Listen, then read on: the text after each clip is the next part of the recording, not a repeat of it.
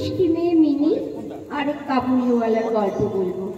সুদূর আফগানিস্তানের কাবুল থেকে এই শহরে এসে কাবুলিওয়ালা রহমত মেওয়া, খোবানি, আখরোট, পেস্তা, কিশমিশ ফ্রি করেন।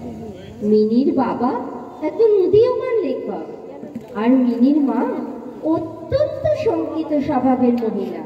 তার মনে হয় সর্বত্র চোর, ডাকাত, মাতাল, সাপ, বাঘ, শুঁয়োপোকা, আরশোলা আর হ্যাঁ, ছেলে ধরারা ঘুরে বেড়াচ্ছে।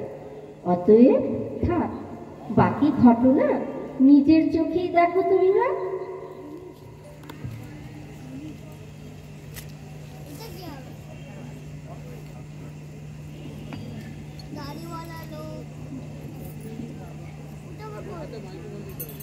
আজ আর মিনির সঙ্গে বক বক না করে আমার উপন্যাসে সপ্তদশ পরিচ্ছেদটা লিখেই ফেলি।